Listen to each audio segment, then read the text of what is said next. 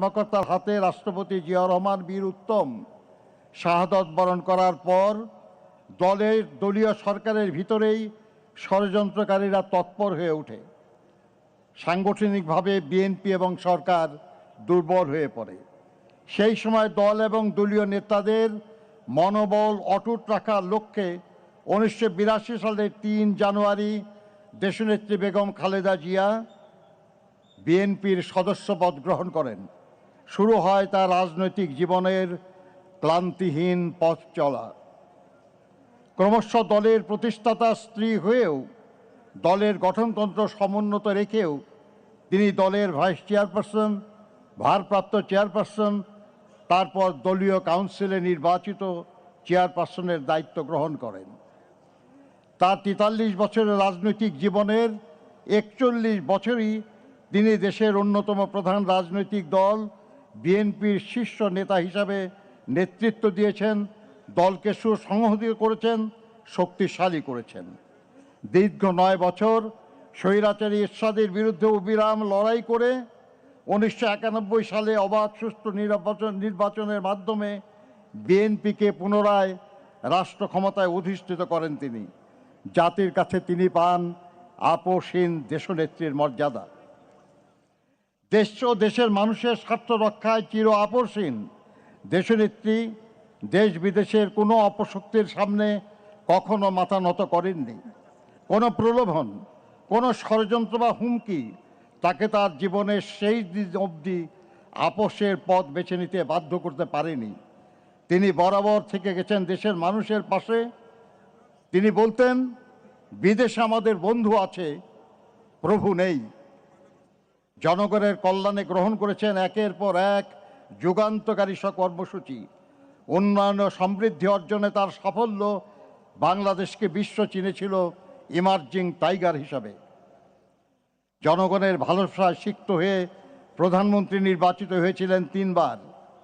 প্রতিটি জাতীয় নির্বাচনে একজন ব্যক্তি যতটি আসনে প্রতিদ্বন্দ্বিতা করতে পারে তিনি তা করেছেন, এবং নির্বাচনে 5টি করে, এবং শুধু 2008 সালে 3টি আসনে প্রতিদ্বন্দ্বিতা করে সব কয়টি আসনে বিজয়ী হয়েছেন তিনি। জনগণের প্রকৃত সমর্থনে এবং বিপুল ব্যবধানে নির্বাচনে পরাজয়ের গ্লানি তাকে স্পর্শ করতে ব্যর্থ হয়েছে বারবার। জনপ্রিয়তার এমন দৃষ্টান্ত শুধু বাংলাদেশে নয়, বিশ্বে বিরল। তিনি ছিলেন বাংলাদেশের প্রথম এবং মুসলিম বিশ্বে দ্বিতীয় নারী প্রধানমন্ত্রী। গণতন্ত্রকে ভালোবেসে তিনি গণতন্ত্র পুনঃপ্রতিষ্ঠার জন্য লড়াই করেছেন এবং দায়িত্ব পেয়ে গণতন্ত্রকে কার্যকর করার উদ্যোগ নিয়েছেন বলেই দেশ বিদেশের গণতন্ত্রকামী মানুষ তাকে গণতন্ত্রের মাতা বলে সম্মানিত করেছে। উন্নয়ন ও সমৃদ্ধির লক্ষ্যে গৃহীত তার কর্মসূচি ছিল অসংখ্য। নারী শিক্ষার প্রসারে উপবৃত্তি প্রথা ও শিক্ষার জন্য খাদ্য কর্মসূচি, মুক্তিযোদ্ধা ও প্রবাসীদের কল্যাণের জন্য পৃথক মন্ত্রণালয় প্রতিষ্ঠা ছিল তার মাঝে অন্যতম। দেশনেত্রীর ব্যক্তিগত জনপ্রিয়তা, সাংগঠনিক সক্ষমতা এবং দেশের স্বার্থে অনমনীয়তা তার রাজনৈতিক প্রতিপক্ষ রাজনৈতিকভাবে মোকাবেলা করতে ব্যর্থ হয়ে তাকে ব্যক্তি শত্রু হিসাবে গণ্য করা শুরু করে। স্বৈরাচারী শেখ হাসিনা, স্বৈরাচারী হোসেন মোহাম্মদ এরশাদ, এমনকি তথাকথিত 1/11 সরকারের সময়ও দেশনেত্রীকে কারারুদ্ধ করা হয়। ফ্যাসিবাদী হাসিনা স্রেফ প্রতিহিংসে তার শহীদ স্বামীর স্মৃতি বিজড়িত বাড়ি থেকে উৎখাত করে এবং মিথ্যা অভিযোগে 17 বছরের কারাদণ্ডে দণ্ডিত করে।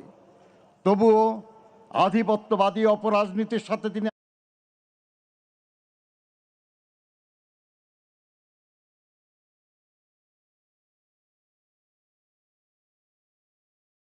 আপোষ করেননি মত প্রকাশের স্বাধীনতা কিংবা ভোট শাসন বিরোধী লড়াইয়ের। আজ দেশনেত্রী সব অভিযোগ থেকে মুক্ত হয়ে লক্ষ কোটি মানুষের শ্রদ্ধা ও ভালোবাসায় সিক্ত হয়ে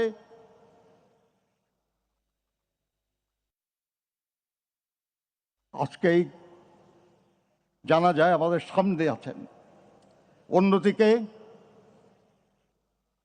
যারা তাকে জেলে পাঠিয়েছে যারা তাকে গৃহহীন করেছে, তারা রান্না করা খাবার খেতে পারেনি, পালিয়ে যেতে বাধ্য হয়েছে। মাথার উপর তাদের ঝুলছে মৃত্যু পরোয়ানা। এরশাদকে ভোগ করতে হয়েছে দীর্ঘ কারাবাস। ১/১১ সরকারের প্রধান ব্যক্তিরাও দেশত্যাগে বাধ্য হয়েছে। মহান মুক্তিযুদ্ধ চলাকালে দেশনেত্রী বেগম খালেদা জিয়া তার 2 শিশুপুত্র সহ 1971 সালের 2রা জুলাই থেকে বিজয় অর্জিত না হওয়া পর্যন্ত পাকিস্তানি বাহিনীর হাতে বন্দি অবস্থায় কাটিয়েছেন। স্বামী স্বাধীনতার ঘোষণা দিয়ে মুক্তিযুদ্ধের সেক্টর এবং ফোর্সেস কমান্ডার হিসেবে দায়িত্ব পালন করেছেন। আর তার ফলস্বরূপ দেশনেত্রী বেগম খালেদা জিয়া তার 2 শিশুপুত্র সহ ছিলেন পাকিস্তানিদের হাতে বন্দী। মহান মুক্তিযুদ্ধে এই পরিবারের অবদান এক অনন্য দৃষ্টান্ত। ফাঁসিবাদী হাসিনার ব্যক্তিগত প্রতিহিংসার শিকার হয়ে মিথ্যা মামলায় 2018 সালের 8 ফেব্রুয়ারি থেকে 2 বছরের বেশি সময় অন্ধকার কারাগারে আবদ্ধ থাকার সময় উপযুক্ত চিকিৎসার অভাবে দেশনেত্রী দারুণভাবে অসুস্থ হয়ে পড়েন। সমগ্র দেশবাসী সাক্ষী। পায়ে হেঁটে তিনি কারাগারে প্রবেশ করেছিলেন, কিন্তু নির্জন কারাগার থেকে তিনি বের হলেন চরম অসুস্থতা নিয়ে। দেশ বিদেশের চিকিৎসকদের মতে পরবর্তীতে গৃহবন্দিত্বের 4 বছর তাকে বিদেশে চিকিৎসার সুযোগ না দেওয়ার কারণেই তার অসুস্থতা বৃদ্ধি পেয়েছে এবং তার ফলশ্রুতিতে অবশেষে তাকে মৃত্যুর কাছে হার মানতে হলো এই অপরাজয় নেত্রীর। তাই এই মৃত্যুর দায় থেকে ফ্যাসিবাদী হাসিনা কখনো মুক্তি পাবে না। দলমত নির্বিশেষে সমগ্র দেশবাসীর শ্রদ্ধা, ভালোবাসা ও দোয়া নিয়ে তিনি বিদায় নিচ্ছেন।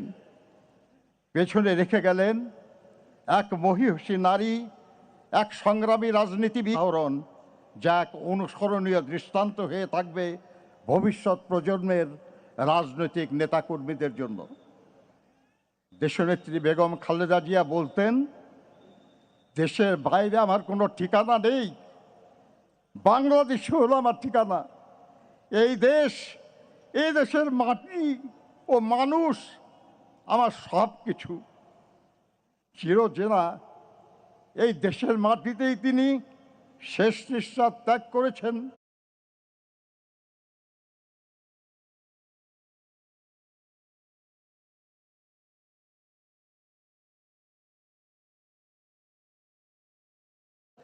আজ এই দেশের মাটিতে পাশে তিনি শায়িত হবেন চিরদিনের জন্য ইনশাল্লাহ। তারেক রহমানের নেতৃত্বে এগিয়ে যাব দেশনেত্রীর মতোই গণতন্ত্র সমৃদ্ধির পথে লক্ষ্য স্থির রেখে। মহান আল্লাহ আমাদের সহায় হন। আসসালামু আলাইকুম।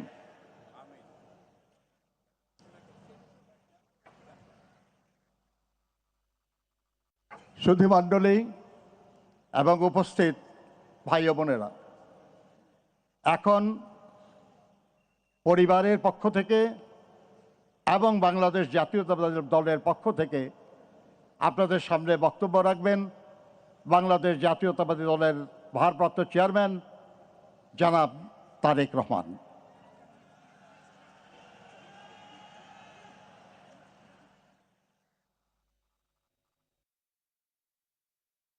বিসমিল্লাহির রহমানির রহিম।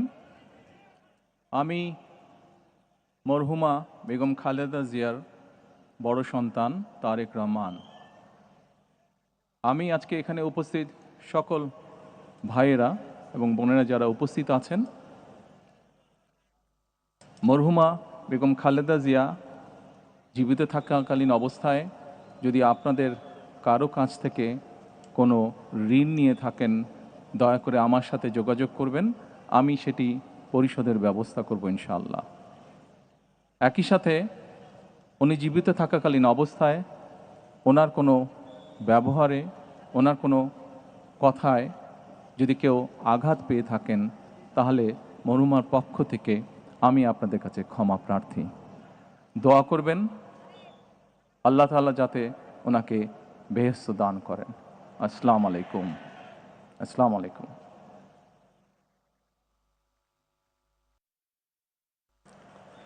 দেশনেত্রী বেগম খালেদা জিয়াকে ভালোবেসে শ্রদ্ধা করে যারা তার জানাজায় সামিল হয়েছেন সেই লাখো ভাই বোনকে জানাই গভীর শ্রদ্ধা।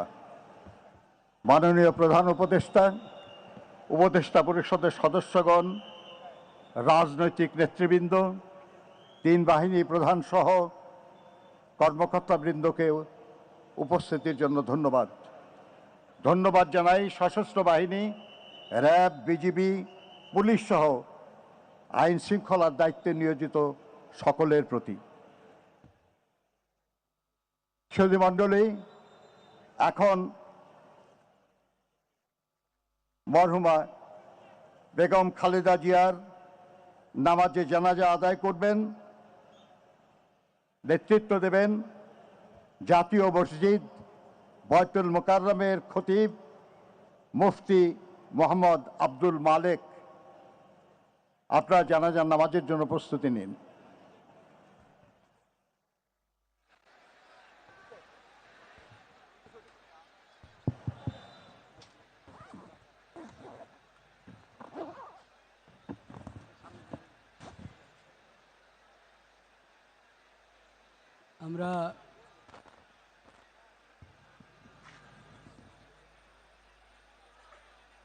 আমরা সবাই ক্যাবলামুখী হয়ে দাঁড়াই এবং যদ্দূর পারি কাতার সোজা করি।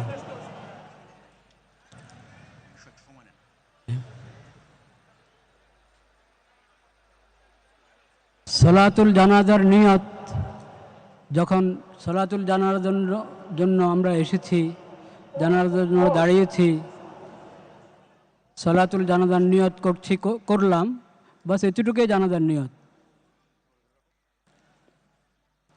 4 তকবীর হয় জানাজাতে। প্রথম তকবীর আমরা হাত উঠাবো, প্রথম তকবীর পরে সানা, দ্বিতীয় তকবীর, এরপর দুরূদ শরীফ, তৃতীয় তকবীরের পর দোয়া, চতুর্থ তকবীরের পর সালাম। কিছুক্ষণের মধ্যেই নামাজ শুরু হচ্ছে, আমরা প্রস্তুত হয়ে যাই।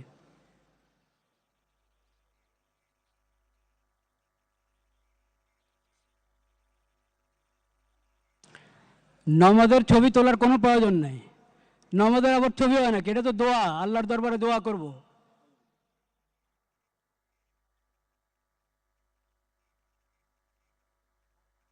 শুরু করা যায় মনে হয়। ঠিক আছে, দরকার আছে। আচ্ছা,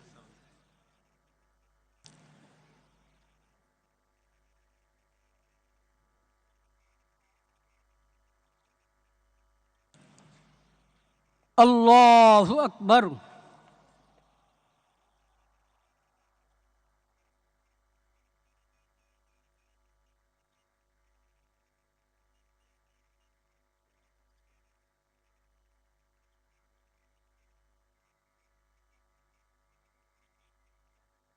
আল্লাহু আকবার।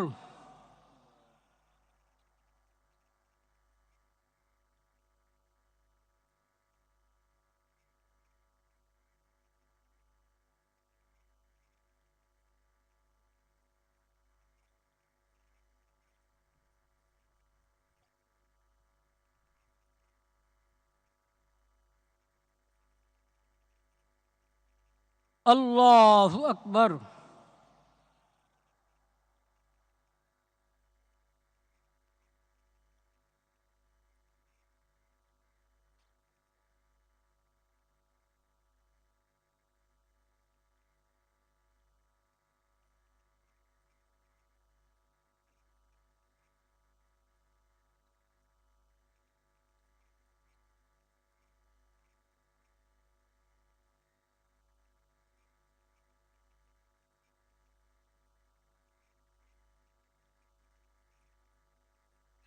আল্লাহু আকবার। আসসালামু আলাইকুম ওয়া রাহমাতুল্লাহ। আসসালামু আলাইকুম ওয়া রাহমাতুল্লাহ।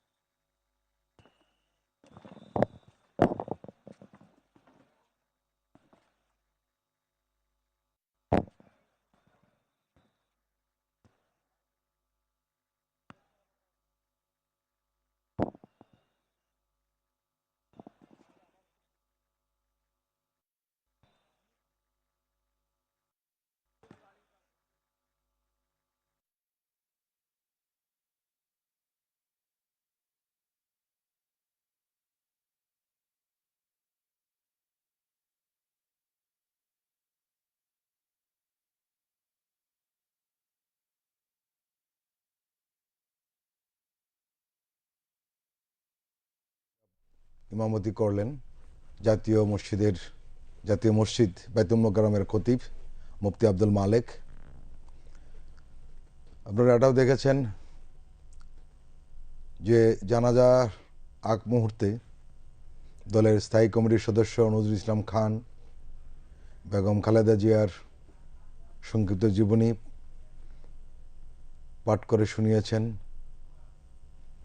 এবং তিনি কিছুটা আবেগ আপ্লুত হয়ে পড়েছিলেন এবং সেটাই স্বাভাবিক।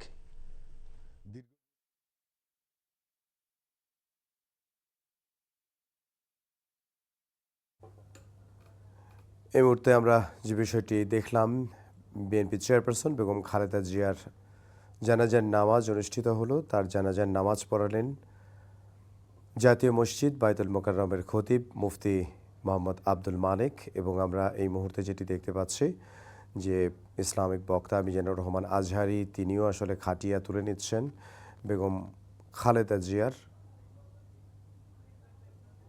এবং আমরা সেই চিত্রটি দেখতে পাচ্ছি। তিনবারের প্রধানমন্ত্রী, বাংলাদেশের প্রথম নারী প্রধানমন্ত্রী, তার মরদেহ এই মুহূর্তে নিয়ে যাওয়া হবে শেরেবাংলা নগরে শহীদ রাষ্ট্রপতি জিয়াউর রহমানের মাজারে।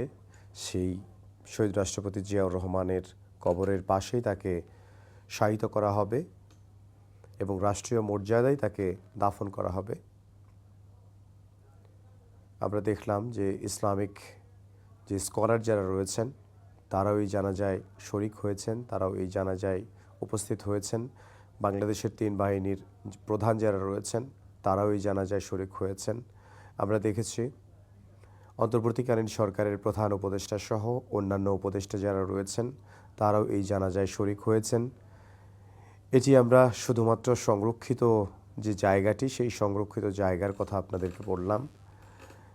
বিএনপি চেয়ারপারসন বেগম খালেদা জিয়া যে গণমানুষের জন্য তিনি রাজনীতি করেছেন, যে গণমানুষের জন্য তিনি জীবনকে উৎসর্গ করেছেন, সেই গণমানুষ তাদের প্রিয় নেত্রী, তাদের প্রিয় মানুষকে বিদায় জানানোর জন্য বাংলাদেশের বিভিন্ন জায়গা থেকে তারা এসে উপস্থিত হয়েছেন তার জানাজায় অংশ নেওয়ার জন্য, তাকে শেষ বিদায় জানানোর জন্য।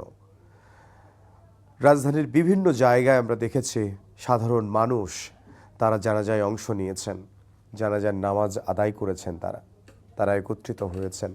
শুধুমাত্র রাজধানীর জাতীয় সংসদ ভবন এলাকা নয়, শুধুমাত্র রাজধানীর মানিক মিয়া অ্যাভিনিউ নয়, পুরো রাজধানী জুড়েই আমরা দেখেছি জনসমুদ্রে পরিণত হয়েছে বিএনপি চেয়ারপারসন বেগম খালেদা জিয়ার জানাজাকে উপলক্ষ করে, বেগম খালেদা জিয়াকে শেষ বিদায় জানানোকে উপলক্ষ করে। আমরা দেখেছি যে মানুষের অধিকার আদায়ের জন্য তিনি সংগ্রাম করেছেন, সেই মানুষেরাও, সেই গণমানুষও এসেছেন তাকে ভালোবাসা দিতে, শেষ বিদায় জানাতে, তাকে শ্রদ্ধা জানাতে, তাকে ভালোবাসায় সিক্ত করতে। আমরা দেখেছি তারা দীর্ঘক্ষণ অপেক্ষা করেছেন শুধুমাত্র তার জানাজায় অংশ নেওয়ার জন্য এবং তাকে শেষ বিদায় জানানোর জন্য।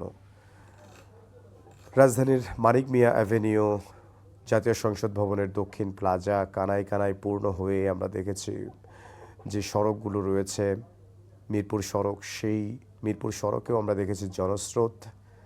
আমরা দেখেছি রাজধানীর বিভিন্ন সড়কে জনস্রোত আমরা দেখেছি। আমরা আমাদের সহকর্মী যারা রয়েছেন তারা বিভিন্ন জায়গা থেকে আমাদেরকে যে বিষয়গুলো জানাচ্ছিলেন যে মেট্রো রেলে সেখানেও আসলে তারা জানাজার নামাজে অংশ নেওয়ার জন্য সেখানেও সেই মেট্রো রেলে করেও তারা এসেছেন এবং বিভিন্ন জায়গা থেকে আসলে আমরা দেখেছি রাজধানীতে প্রবেশ করেছেন বিএনপি চেয়ারপারসন বেগম খালেদা জিয়াকে যারা ভালোবাসেন তারা। বেগম খালেদা জিয়ার জানাজার নামাজ অনুষ্ঠিত হলো। এই জানাজার নামাজে লাখো মানুষ অংশগ্রহণ করলেন। লাখ লাখ মানুষের একটাই প্রত্যাশা, একটাই দোয়া, সেই দোয়াটি হলো বেগম খালেদা জিয়ার বিদেহী আত্মার যাতে শান্তি পায়, তিনি যাতে আল্লাহ যাতে তাকে বেহেশত নসিব করেন।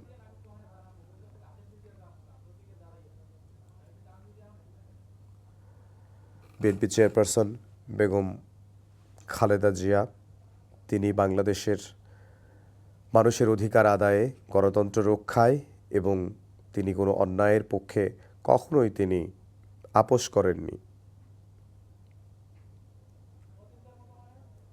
সে আপসের নেত্রী, তিনি বাংলাদেশ থেকে, তিনি পৃথিবী থেকে চিরবিদায় নিলেন। গতকাল 30 ডিসেম্বর তিনি চিরবিদায় নিয়েছেন, কিন্তু তার আত্মার মাগফিরাত কামনায় মানুষের দোয়া এবং ভালোবাসা সেটি অব্যাহত রয়েছে। তার যে জানাজার নামাজ, সেই জানাজার নামাজে আমরা দেখেছি লাখ লাখ মানুষ তারা অংশ নিয়েছে, রাজধানীতে জনসমুদ্রে পরিণত হয়েছে সেটি আমরা দেখেছি। বিভিন্ন রাজনৈতিক মহল থেকে আমরা দেখেছি নেতৃবৃন্দ যারা রয়েছেন তারা এসে উপস্থিত হয়েছেন। দেশের বাইরে থেকে, সারা বিশ্ব থেকে আসলে বিভিন্ন রাষ্ট্রপ্রধানদের মুখপাত্র যারা রয়েছেন তারা এসে উপস্থিত হয়েছেন। প্রত্যেকেরই আশা, প্রত্যেকেরই চাওয়া প্রিয় নেত্রী, তিনবারের প্রধানমন্ত্রী, বাংলাদেশের প্রথম নারী প্রধানমন্ত্রী বেগম খালেদা জিয়ার রোহের মাগফিরাত কামনা করা, তাকে শেষ বিদায় জানানো। বিএনপি চেয়ারপারসন বেগম খালেদা জিয়ার মরদেহ বহনকারী যে গাড়িটি, সেই গাড়িটি জাতীয় পতাকায় মোড়ানো। আমরা দেখতে পাচ্ছি যে আইনশৃঙ্খলা রক্ষা বাহিনী যারা রয়েছেন তারা তাদের সামাল দিতে, যে জনস্রোত, এই জনস্রোতকে সামাল দিতে তাদেরও বেগ পেতে হচ্ছে এবং সাধারণ মানুষের যে ভালোবাসা, সেই ভালোবাসায় সিক্ত হলেন সাধারণ মানুষের যেই নেত্রী, সাধারণ মানুষের জন্য যিনি জীবনকে উৎসর্গ করেছেন, বিএনপি চেয়ারপারসন বেগম খালেদা জিয়া। বেগম খালেদা জিয়া বাংলাদেশের রাজনীতিতে এক অবিস্মরণীয় নাম। তিনি বাংলাদেশের রাজনীতিতে যে অবদান রেখেছেন, বাংলাদেশের কথা কিভাবে বলতে হয়, বাংলাদেশি জাতীয়তাবাদের কথা কিভাবে বলতে হয়, তার পথিকৃৎ বিএনপি চেয়ারপারসন বেগম খালেদা জিয়া। তার জানাজায় আমরা দেখলাম লাখ লাখ মানুষ অংশ নিতে বাংলাদেশের বিভিন্ন প্রান্ত থেকে তারা এসে উপস্থিত হয়েছেন। তার পরিবারের প্রতি ভালোবাসা জানাতে আমরা দেখেছি ছুটে এসেছেন বিভিন্ন দেশের যারা রয়েছেন, বিভিন্ন দেশের যে রাষ্ট্রপ্রধান যারা রয়েছেন তাদের মুখপাত্ররা। আমরা দেখেছি প্রতিবেশী দেশ ভারতের পররাষ্ট্রমন্ত্রী এস জয়শঙ্কর, তিনি নরেন্দ্র মোদীর পক্ষ থেকে শোক জানাতে তিনি চলে এসেছেন, সমবেদনা জানাতে তিনি চলে এসেছেন। তিনি নরেন্দ্র মোদীর একটি চিঠি নিয়ে চলে এসেছেন।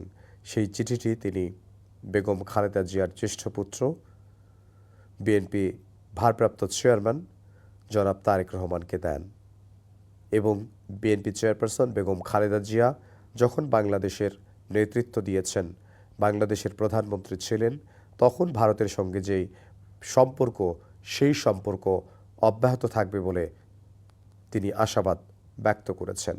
আমরা এই মুহূর্তে দেখতে পাচ্ছি লাখ লাখ জনতা শেষবারের মতো বিদায় জানানোর জন্য, বেগম খালেদা জিয়াকে শেষ বিদায় জানানোর জন্য তারা এসে উপস্থিত হয়েছেন। তারা জানাজার নামাজে অংশ নিলেন এবং তারা দোয়া করছেন বেগম খালেদা জিয়ার জন্য। আমরা জানি বিএনপি চেয়ারপারসন বেগম খালেদা জিয়ার জ্যেষ্ঠ পুত্র, বিএনপির ভারপ্রাপ্ত চেয়ারম্যান তারেক রহমান, তিনিও দোয়া চেয়েছেন তার মায়ের জন্য।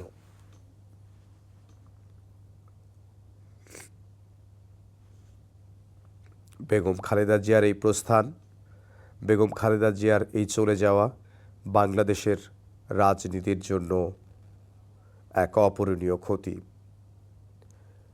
বাংলাদেশ একজন বাংলাদেশ প্রেমী মানুষকে হারালো, যে বাংলাদেশের কথা বলতো, বাংলাদেশের মানুষের কথা বলতো, যে বাংলাদেশের মানুষের অধিকার আদায়ের জন্য সংগ্রাম করত, যে বাংলাদেশের মানুষের কল্যাণের জন্য কাজ করত।